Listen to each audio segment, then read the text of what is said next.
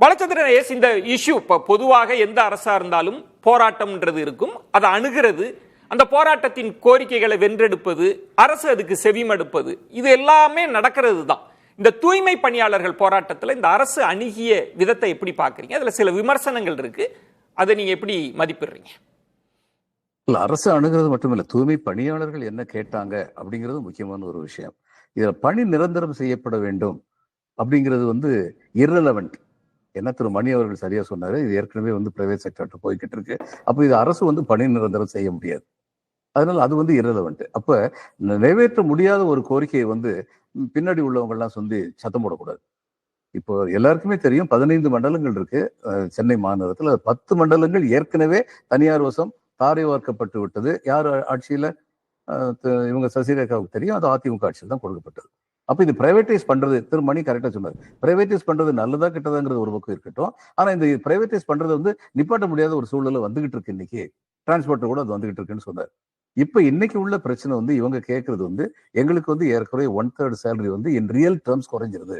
24,000 ரூபாய் வாங்கிட்டு இருக்கோம், அது 16,000 ரூபாய் குறைஞ்சிருது அப்படின்னு சொல்லி 23,000, அது 16,000 குறைஞ்சுன்னு சொன்னாங்க. இந்த அறிவிப்பு நேற்று நைட்ல அமைச்சரவை சொல்ற அறிவிப்பு கொஞ்சம் முன்னாடி செஞ்சிருந்தா, ஏன்னா எல்லாருக்கும் வீடு கட்டி கொடுக்கணும்னு சொல்றாங்க.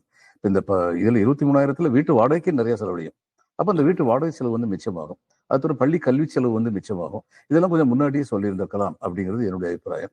அதுக்கப்புறம் ஏன் நட்ட நடுராத்திரில போனாங்க அப்படிங்கிறது நட்ட நடுராத்திரில தான் இந்த மாதிரி சூழ்நிலையில போக முடியும். ஏன்னா இதுல ஒரு கொந்தளிப்பான சூழ்நிலையை உருவாக்குறாங்க வெளியில இருந்து. அப்ப பகல் நேரத்துல போனா வெளியில உள்ள அத்தனை பேர் அங்க சுத்தி நின்றுட்டு இருப்பாங்க. நின்று பெரிய law and order problem create பண்ணுவாங்க.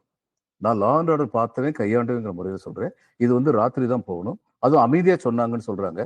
திரு மணியும் சொன்னாரு, திரு பிரசன்னாவும் சொன்னார். 2 பேரும் ஒண்ணுதான் சொன்னாங்க, அந்த காணொலியை பத்தி சொன்னாங்க. ஆனா 2 பேருடைய கருத்துல கொஞ்சம் வேறுபாடு. இவர் காணொலியை பார்த்து பேசுங்கன்னு சொன்னாரு, அவர் சொன்னார் காணொலி எல்லாம் நீதிமன்றத்துல சமர்ப்பிப்போம். இப்ப பாதி காணொலி கூட வர முடியும். இப்ப முதல்ல அட்வொகேட்டாக தன்னை காட்டிக் கொண்டவர்களோ அல்லது வெளியிலிருந்து வந்தவர்களோ போலீஸை பார்த்து அவமரியாதை பேசுனாங்களா? அது அவங்க காணொலி இல்லையா? அது போலீஸ் காணொலி இருக்கா? இதெல்லாம் நமக்கு இப்ப தெரியாது. அது நீதிமன்றத்துல அதுக்கு ஒரு தீர்வு காணப்பட வேண்டும் அப்படிங்கிறதா கரெக்ட். ராத்திரி போயிருக்காங்க, திரும்ப திரும்ப இவங்க நீதிமன்றம் என்ன சொல்லியிருக்காங்க, அந்த இடத்துல நீங்க மீட்டிங் தொடர்ந்து நடத்தாதீங்க போராட்டத்தை, அது போக்குவரத்து கிடைச்சதா கேட்பீங்க. ஆல்டர்னேட்டிவ் ஜாக எடுத்துக்கோங்கன்னு சொல்லப்பட்டிருக்கு. அதுக்கப்புறமும் அவங்க இங்கதான் உட்காந்துருக்கோம்னு சொல்லியிருக்காங்க அப்படின்னு பிரசன்னா சொல்றாரு. அடுத்து ஒரு தீர்வுக்கு வாங்கன்னு சொல்லி கூப்பிட்டா யாருமே வரல. அங்க அமைச்சர்கள் இருந்தாங்க. அதுக்கப்புறம் சசிரேகா சொல்றாங்க இவருக்கு அங்க என்ன வேலை அப்படிங்கிறாங்க சேகர் பாபு பத்தி. இது வருந்தத்தக்க ஒரு கமெண்ட். ஏன்னா டிஸ்ட்ரிக்ட் மினிஸ்டர், நான் முடிச்சுக்கிறேன் சசிரேகா, நீங்களே பேசிட்டீங்க. நீங்க திரும்ப திரும்ப மத்தவங்க பேசும்போது குறுக்கிட்டு முதல்ல நிப்பாட்டுங்க. அடிப்படை நாகரிகம் வேணும். நாங்க குறுக்கிடல. ஒரு இதுல நீங்க தவறா சொன்ன தகவலை தான் நான் சரியா தொடருங்க. பாலச்சந்திரன் தொலைவில் இருந்து பேசுறாரு, என்கிட்ட பாயாதீங்க. யாருக்கு ஆதரவா இதை செய்றீங்கன்னு எனக்கு தெரியல. அவர் தொலைவில் இருந்து பேசுறாரு, நீங்க பேசுங்க, நான் உங்களுக்கு நேரம் தரேன். பாலச்சந்திரன் தொடர். அட்மினிஸ்ட்ரேட்டிவ் சிஸ்டம்னு ஒன்று இருக்கு, அது உங்களுக்கு நிச்சயமா தெரிஞ்சிருக்கும். டிஸ்ட்ரிக்ட் இன்சார்ஜ் மினிஸ்டர்னு ஒரு கோட்பாடு இருக்கு. இது இங்க வெஸ்ட் பெங்காலையும் பார்த்திருக்கேன், தமிழ்நாட்டிலும் இருக்கு, கர்நாடகால இருக்கு, எல்லா இடத்துலயும் இருக்கு. அந்த டிஸ்ட்ரிக்ட் சம்பந்தப்பட்ட பிரச்சனைகள்ல அந்த மினிஸ்டர் தலையிடணும். ஏன்னா எதனால அதை சொல்லியிருக்காங்கன்னா, அந்த டிஸ்ட்ரிக்டுடைய விவரங்கள் பொதுவாக அந்த மினிஸ்டருக்கு கொஞ்சம் அதிகமான விவரங்களோட இருப்பார், அந்த ஃபீல்டே இருக்கிறதுனால அப்படின்னு. அந்த விதத்துல சேகர் பாபு வந்திருக்கிறாரு. அதனால சேகர் பாபு வந்தது ஒரு தவறுங்கிற மாதிரி பேசுறதுதான் தவறு. உண்மையைத்தான் சொல்லணும். 2 கேள்விகள் திரு பாலச்சந்திரன், 2 கேள்விகள் பண்ணி நீதிமன்ற தீர்ப்பு சிக்கல்கள் சொன்னீங்க. ஆனா பிரதான எதிர்கட்சிகள் சொல்வது இவன் தூய்மை பணியாளர்களே சொல்றது நீங்க கொடுத்த வாக்குறுதி தான். நீங்க தான் சொன்னீங்க வந்தவுடன் எங்களுக்கு பணி நிரந்தரம் கொடுப்பீங்கன்னு சொன்னீங்க, அதை தான் நாங்க கேட்கிறோம் அப்படின்ற ஒரு கேள்வி. அப்ப அந்த வழக்கு வாபஸ் பெற்றிருக்க வேண்டும். வாபஸ் பெற்றுட்டு இதை கேட்கணும். நீதிமன்றத்துல பெண்டிங்கா இருக்கும் போது இவங்க சோமோட்டோ டெசிஷன் எடுத்தாங்கன்னா இன்னொருத்தர் நீதிமன்றத்துல போய் கேள்வி கேட்பாரு. இவங்க நீதிமன்ற அவமதிப்பு வழக்கு மேல அரசு மேல தொடர முடியும், சட்டப்படி தொடர முடியும். நீதிமன்ற அவமதிப்பு வழக்கு ஒரு நீதிமன்றத்தில் இருக்க இஷ்யூல இவங்க முடிவெடுத்தாங்கன்னா, அப்ப இது என்ன பண்ணிருக்கணும், வழக்கு போட்டவங்க அந்த வழக்கை வாபஸ் வாங்கிருக்கணும், வாங்கிட்டு கேட்டிருக்கணும். நீங்க எங்கிட்ட சொன்னீங்களே அதை ஏன் நீங்க செய்ய மாட்டேங்கிறீங்க சொல்லி கேட்டிருக்கணும். இல்ல பணி நிரந்தரம் செய்யாததுனாலதானே வழக்கு போடுறாங்க. இதுல முதல்ல நடந்த நிகழ்வு நான் முதல்ல சொன்னேங்க, யாருங்க பணி நிரந்தரம் செய்யணும்? 15 மண்டலத்துல 10 மண்டலம் ஏற்கனவே பிரைவேட் செக்டருக்கு போயிருச்சு. அப்ப பணி நிரந்தரம் செய்யணும் யார்கிட்ட கேட்கணும்? அரசு கிட்டயா பிரைவேட் செக்டர்கிட்டயா? யார்கிட்ட சம்பளம் வாங்குறாங்களோ அவங்க தான் பணி நிரந்தரம் செய்யணும். வாக்குறுதி கொடுத்தது எதிர்க்கட்சி தலைவர் தானே, அன்றைய எதிர்க்கட்சி தலைவர் தானே, திரு ஸ்டாலின் அவர்கள் தானே சொன்னார். வாக்குறுதி கொடுத்தாரு. அப்ப என்ன பண்ணணும்? எதிர்க்கட்சி தலைவர் அந்த 10 மண்டலத்துல இருந்து பிரைவேடைஸ் பண்ணீங்கல்ல, take it back to government அப்படின்னு சொல்லி கேட்கணும். பணி நிரந்தரம் என்பது இன்றைக்கு உள்ள சூழ்நிலையில அரசு வந்து செய்ய முடியாது. இதுதான் சட்டம். நம்ம உண்மைதான் பேசணும் இங்க. அப்ப இவங்க என்ன கேட்டிருக்கணும்? இவங்களுடைய டிமாண்ட்ஸ் வந்து என்ன வந்திருக்கணும்? அந்த 10 முதல்ல ரிவர்ட் பண்ணி கூட்டுவாங்க, எங்க எல்லாரையும் அரசு பணியாளராக வச்சிருங்க, எங்களை நிரந்தரம் பண்ணுங்க அப்படின்னு கேட்டா அந்த கேள்வியில வந்து அவங்களுடைய அப்ரோச்ல வந்து முழுக்க முழுக்க சரியானபடி இருக்கு, நடைமுறை சரியானபடி இருக்கு. ஆனா இப்ப அப்படி இல்ல. ஓகே, திரு பாலச்சந்திரன் சொல்வது வந்து இதுல சட்ட சிக்கல்கள்லாம் இருக்கு. இப்ப போராட்டம் நடத்தியவர்களின் நோக்கம் சரியா இருந்ததா, சிக்கல்களை உணர்ந்து போராட்டம் நடத்தினாங்களான்ற ஒண்ணு.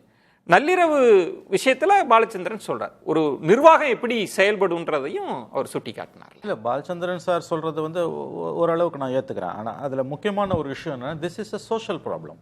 இதுக்கு நீங்க வெறும் ஜுடிஷியல் சொல்யூஷன் மட்டும் எதிர்பார்க்க முடியாது. இப்ப சார் சொன்னாங்க பணி நிரந்தரம் வந்து பிரைவேடைஸ் ஆன பிறகு அரசாங்கம் பணி நிரந்தரம் என்ற கான்செப்ட் அவுடேட்டட். கரெக்ட். ஏன் வாக்குறுதி கொடுத்தாங்க? இன்னைக்கு ஸ்டாலின் கவர்மெண்ட் எதிர்கொண்டிருக்கக்கூடிய பல விமர்சனங்களுக்கும் பல துன்பங்களுக்கும் காரணம் அள்ளி வீசின வாக்குறுதிகள், செய்யவே முடியாதுன்னு தெரிஞ்சும் கொடுத்த வாக்குறுதிகளால தான் இன்னைக்கு இந்த சிக்கல் வந்திருக்குது. ஃபார் எக்ஸாம்பிள் டேக் பழைய ஓய்வூதிய திட்டம். ஆகச்சிறந்த பொருளாதார நிபுணர்கள் எல்லாம் வைத்துக் கொண்டு கொடுத்த அந்த திட்டத்தை ஆட்சிக்கு வந்த 3 மாதத்துல அன்றைய நிதியமைச்சர் பிடிஆர் அசம்பிளியில சொன்னார் அது சாத்தியமற்றதுனார். அவர் தான் அந்த குழுவிலே இருந்தார். அதே மாதிரி இன்றைக்கு வந்து இப்ப சார் சொன்னாங்க இல்லையா, பிரைவேடைஸ் ஆன பிறகு பணி நிரந்தரன்ற கான்செப்டே இல்லைன்னு. ஏன் கொடுத்தீங்க? ஸ்டாலின் அவர்கள் இந்த வாக்குறுதியை கொடுக்கும் போதே அது பிரைவேடைஸ் ஆக ஆரம்பிச்சிடுச்சு. அப்ப எல்லாமே வந்து நீங்க தெரிஞ்ச மக்களை ஏமாத்துனீங்க. அதோட விளைவு தான் இன்னைக்கு இங்க வந்து நிக்குது. சார் நான் என்ன சொல்றேன், இது வந்து நீங்க வெறுமனே லீகல் இஷ்யூவா பார்க்காதீங்க, அவங்களோட நோக்கத்தை சந்தேகப்படாதீங்க. அவன் பாதிக்கப்பட்டிருக்கான்.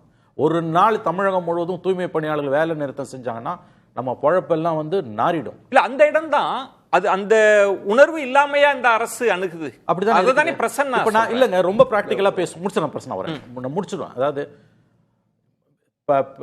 பணி நிரந்தரத்தெல்லாம் கூட விட்டுருங்க. ஒரு நல்ல அரசின் அடையாளம் எக்ஸிஸ்டிங் சேலரியை ப்ரொடெக்ட் பண்ணல, அதை ஃபெசிலிட்டேட் பண்ணலாம். அவங்க தனியார் கிட்ட கொடுத்து அதை ஃபெசிலிட்டேட் பண்ணலாம். அதை தானே நம்ம கேட்கிறோம்.